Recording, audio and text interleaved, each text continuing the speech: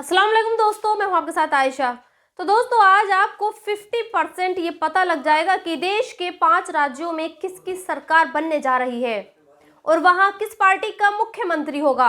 आज मैं आपको इन 5 राज्यों के कुछ फैक्ट्स बताऊंगी, जिससे आप ये अंदाज़ा लगा पाएंगे कि आज शाम को टीवी चैनल्स जो एग्जिट पोल आपको दिखाने जा रहे हैं वो कितने सही होंगे। लेकिन सबसे पहले आपको आज इन तस्वीरों को भी देखना चाहिए, और ये तस्वीरें साउथ के उन सुपरस्टार्स की हैं जो सुबह सुबह अपनी संवैधानिक जिम्मेदारी यानी वोट डालने के लिए जा रहे हैं। मुझे आपको ये बताने की ज़रूरत नहीं है कि ये साउथ के ये सुपरस्टार कौन है, क्योंकि वो सुपरस्टार हैं जो अब नॉर्थ इंडिया के भी ठीक वैसे ही सुपरस्टार्स हैं जैसे शाहरुख खान और सलमान खान होते हैं। लेकिन आज यहाँ इन्हें दिखाने का मकसद सिर्फ ये नहीं है कि आपको ये बताना है कि आज तेलंगाना में वोटिंग का दिन है, बल्कि आपको ये बताना है कि जिस प्रदेश में ऐसे सुपरस्टार्स रहते हैं जो पर्दे पर भाईचारे और एकता का संदेश देते हैं, जो फिल्मी पर्दे पर बुराई का खात्मा करते हैं, जो नफरतों की बात ना करके मोहब्बत की बात करते हैं, वहाँ एक शख्स ऐसा भी रहता है जिसके दिल में सिर्फ और सिर्फ नफरत भरी हुई है, और जो एक ख़ास मज़हब के लोगों से इतनी नफरत करता है कि वो अब उन्हें काटने की बात भी कर रहा है। और वो खुलेआम ये कह रहा है कि अगर उसके इलाके में कोई बुर्का पहन कर निकली या फिर कोई टोपी लगाकर निकला तो वो उसे वहाँ से भगा देगा। टी राजा सिंह नाम का ये बीजेपी का विधायक ये भी कह रहा है कि उन्हें मुसलमानों के वोट की ज़रूरत नहीं है। और सुनिए, टी राजा ये भी कह रहा है कि जो कोई गाय को काटेगा वो उसे काट देगा। लेकिन विडंबना देखिए, टी राजा की ये हरकत ना तो इलेक्शन कमीशन को दिखाई दी और ना ही इन सुपरस्टार्स को दिखाई दी। ये फिल्मी सितारे चाहते तो तेलंगाना की जनता से ये अपील कर सकते थे कि आप लोग एक ऐसे नेता को वोट मत देना जो नफरत की बात करता है, जो देश के लोगों को मजहब के आधार पर भला बुरा कहे। लेकिन इन फिल्मी सितारों ने ऐसा कुछ भी नहीं कहा और ये वोट डालने के लिए चले गए। खैर, आज रात तक 5 राज्यों का एग्जिट पोल भी आ जाएगा। आज रात तक आपको 50% तक ये पता चल जाएगा कि मध्य प्रदेश, राजस्थान, छत्तीसगढ़, मिजोरम और तेलंगाना में किस किस सरकार बनेगी। लेकिन मैं पर्सनली ये चाहती हूँ कि इन सभी स्टेट्स में बीजेपी की सरकार बने, और इसकी बहुत सिंपल सी वजह है, क्योंकि अगर राज्यों में बीजेपी की सरकार बनती है तो फिर इन राज्यों में रहने वाले मुसलमानों को कम से कम अगले 5 सालों के लिए टी राजा जैसे लोगों की नफरतें नहीं झेलनी पड़ेंगी। खैर, आगे बढ़ते हैं और बात करते हैं यूपी के 2 वायरल वीडियोस की, क्योंकि आज सुबह से ही इन दोनों ही वीडियो की काफ़ी चर्चा हो रही है। ये दोनों वीडियो योगी के यूपी के हैं। दरअसल इन दोनों वीडियोस को दिखाने का मकसद सिर्फ आपको ये बताना है कि यूपी में कानून कैसे काम करता है। एक वीडियो जो कानपुर का बताया जा रहा है, उसमें एक पुलिस वाला खुद एक बाइक सवार शख्स के हाथ में तमंचा पकड़ा रहा है और फिर ये दावा कर रहा है कि देखिए, उसने तमंचा और कारतूस रखकर चलने वाले शख्स को गिरफ्तार किया है। और दूसरी वीडियो में एक रील बाज लड़का बाइक पर तमंचा दिखाकर स्टंट कर रहा है, लेकिन पुलिस इससे कुछ नहीं कह रही है। अब लोग ये कह रहे हैं कि जब पुलिस को अपने रिकॉर्ड में ये दिखाना है कि उसने तमंचे बरामद किए हैं, तो फिर वो ऐसे रील बाज लोंडों को क्यों गिरफ्तार नहीं कर रही है। अगर वो ऐसे रील बाजों को गिरफ्तार करेगी तो उसे किसी बेगुनाह के हाथ में तमंचा देने की जरूरत ही नहीं पड़ेगी। खैर, आगे बढ़ते हैं और बात एक और वायरल वीडियो की करते हैं। इस वीडियो में आपको 2 बड़ी शख्सियत दिखाई देंगी जो हमारे हिंदू भाई हैं, वो इन्हें बखूबी जानते होंगे। एक मोहन भागवत है और दूसरे प्रेमानंद महाराज की। प्रेमानंद महाराज जी एक कथावाचक हैं, इनकी बड़ी संख्या में फॉलोअर्स भी हैं। इन्हीं को सुनने के लिए मोहन भागवत जी भी वहां पहुंचे।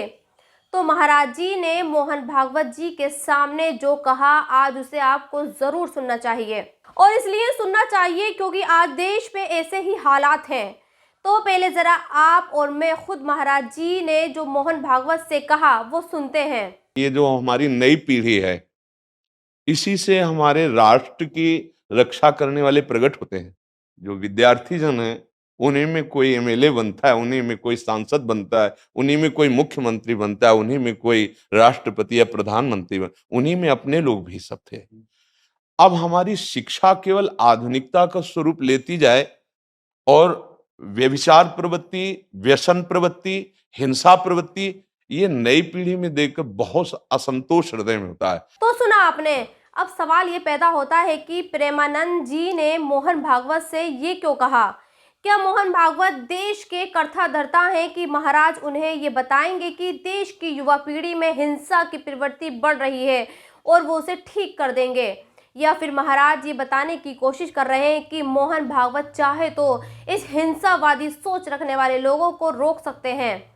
खैर, मुझे ऐसा लगता है कि महाराज ने ये मोहन भागवत को देश के हालातों से अवगत कराया है। वो मोहन भागवत को ये बताना चाहते हैं कि धार्मिक त्योहारों पर देश की मेजॉरिटी के युवाओं की तरफ धार्मिक जुलूसों में जो किया जाता है वो ठीक नहीं है। ये देश और हिंदू धर्म दोनों के लिए अच्छा नहीं है। खैर, देखना यह है कि प्रेमानंद महाराज की बातों का मोहन भागवत पर कितना सीरियसली असर पड़ता है। लेकिन हाँ, अगर मोहन भागवत और देश के जितने भी हिंदू संगठन हैं वो महाराज की बातों को सीरियसली लेते हैं तो फिर हमारे सामने इस तरह के मंजर नहीं दिखते। दरअसल ये तस्वीरें उन दिनों की हैं जब उत्तराखंड में मुसलमानों को वहां से भगाया जा रहा था और ये कहा जा रहा था कि देवों की भूमि उत्तराखंड में मुसलमान नहीं रह सकते। आज ये वीडियो बेचारे कुछ मुसलमान इसलिए वायरल कर रहे हैं क्योंकि वो इन उत्तराखंड के लोगों को ये बताना चाहते हैं कि टनल में फंसे जिन मजदूरों को जिन लोगों ने बचाया है वो भी मुसलमान ही हैं। खैर, मुसलमानों का क्या है, कुछ पढ़े लिखे मुसलमान ऐसा करते ही रहते हैं। वो देश को ये बताते रहते हैं कि देखिए साहब, मुसलमान भी इस देश का ही हिस्सा है और वो अपने सुख दुख के साथी हैं। ज़रूरत पड़ने पर वो आपके लिए जान भी दे सकते हैं और जान भी ले सकते हैं। लेकिन टी राजा जैसे चंद नेताओं के नफरती भाषणों ने इन लोगों के दिलों में भी नफरतें भर दी हैं। लिहाजा ये लोग अक्सर मुसलमानों का बहिष्कार करने लगते हैं और फिर जब इन पर कोई आपदा आती है तो किस्मत से इनकी मदद भी ये मुसलमान ही करते हैं। खैर, आगे बढ़ते हैं और बात करते हैं उस खबर की जो आज की तारीख में बहुत बड़ी है, लेकिन यह खबर आपको टीवी पर नहीं दिखेगी क्योंकि आज टीवी की दुनिया में इलेक्शन का दिन है और टीवी वाले इलेक्शन के अलावा कुछ और आपको नहीं दिखाएंगे। लेकिन खबरी मीटर आपको हमेशा ही हर खबर से रूबरू करवाता है। लिहाजा ये जो खबर है जो हमारे देश से जुड़ी है इससे भी आपको रूबरू करवाएंगे। तो आसान शब्दों में आप ये समझिए कि भारत पर एक बार फिर ये इल्ज़ाम लगा है कि वो अपने दुश्मनों को विदेशों की सरजमी पर ऐसे ही मरवा रहा है जैसे कभी मुंबई में अंडरवर्ल्ड के लोगों को मुंबई पुलिस उन्हीं के हाथों से मरवाती थी। तो नहीं आया समझ में? चलिए कुछ और आसान शब्दों में मैं आपको समझाती हूँ। दरअसल अमेरिका ने निखिल गुप्ता नाम के एक भारतीय नागरिक पर मुकदमा दर्ज किया है और ये कहा है कि ये निखिल गुप्ता अमेरिका के एक नागरिक की हत्या की साजिश रच रहा था। अब ये अमेरिकी नागरिक कौन है ये तो अमेरिका की जुडिशरी डिपार्टमेंट ने ही नहीं बताया, लेकिन अमेरिका की मीडिया ये कह रही है कि वो नागरिक जिसकी हत्या की साजिश निखिल गुप्ता ने रची वो कोई और नहीं बल्कि खालिस्तानी आतंकवादी गुरुपंतवंत सिंह पन्नू है। यानी इंडिया इस नागरिक निखिल गुप्ता ने अमेरिका में जाकर गुरुपंतवंत सिंह पन्नू की सुपारी दी। अब लोग ये कह रहे हैं कि क्या वाकई भारत को अपने दुश्मनों को निपटाने के लिए ये सुपारी देने वाला खेल खेलना चाहिए? अगर भारत को ये लगता है कि गुरुपंतवंत सिंह पन्नू जैसे लोग उसके लिए खतरा है और हमारे देश के खिलाफ साजिश रचते हैं तो फिर भारत इन आतंकवादियों को निपटाने के लिए कूटनीति का सहारा क्यों नहीं लेता है? क्योंकि वो अपने एजेंट्स को भेजकर इन आतंकवादियों को मरवाता है। खैर, आपको याद होगा कि कुछ दिनों पहले कनाडा ने भी यही इल्ज़ाम लगाए थे। तब भारतीय मीडिया ने कनाडा को आड़े हाथों लिया था, लेकिन अब जबकि इल्ज़ाम अमेरिका ने लगाए हैं तो भारत और भारतीय मीडिया खामोश है और भारतीय मीडिया और भारत के इस खामोशी रवैये को साउथ एशियन जर्नल नाम के एक न्यूज़ पोर्टल ने कुछ इन तस्वीरों के जरिए बयान किया है। खैर, आगे बढ़ते हैं और अब आपको इजराइल लेकर चलते हैं। हम सभी जानते हैं कि इजराइल और फिलिस्तीन में जो युद्ध चल रहा था उस पर अभी विराम है, लेकिन इजराइल की तरफ से लगातार ये कहा जा रहा है कि बल्कि ये धमकियां दी जा रही हैं कि ये युद्ध विराम तभी तक है जब तक वो अपने सभी नागरिकों को हमास से नहीं छुड़वा लेता है। जिस दिन उसके सभी नागरिक घर वापस आ गए तो वो दोबारा से फिलिस्तीन के गाजा पर हमला करेगा और हमास को ख़त्म कर देगा। आप जिस शख्स को देख रहे हैं ये इजराइल का डिफेंस मिनिस्टर है। ये कह रहा है कि इजराइल हमास का खात्मा करने के लिए जमीन, आसमान और समंदर तीनों मोर्चों से तैयार है। खैर, इस बीच आपको हिजबुल्लाह के चीफ हसन नसरुल्लाह की शेयर की गई ये फोटो भी देखनी चाहिए।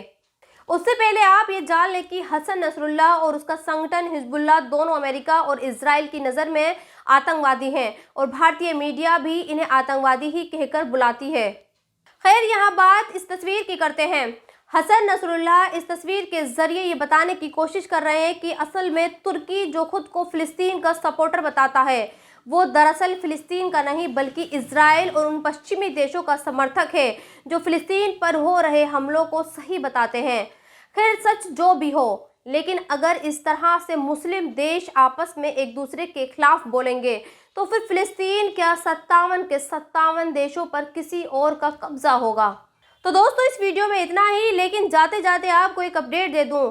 मलेशिया के बाद अब आप थाईलैंड और श्रीलंका में भी बिना वीज़ा के जा सकते हैं, वहां घूम सकते हैं। और वैसे भी थाईलैंड तो अपने देश में काफ़ी मशहूर है, तो फिर जहाज़ पकड़िए और थाईलैंड में होकर आइए, क्योंकि इससे बेहतर आपको मौका शायद ही ना मिले।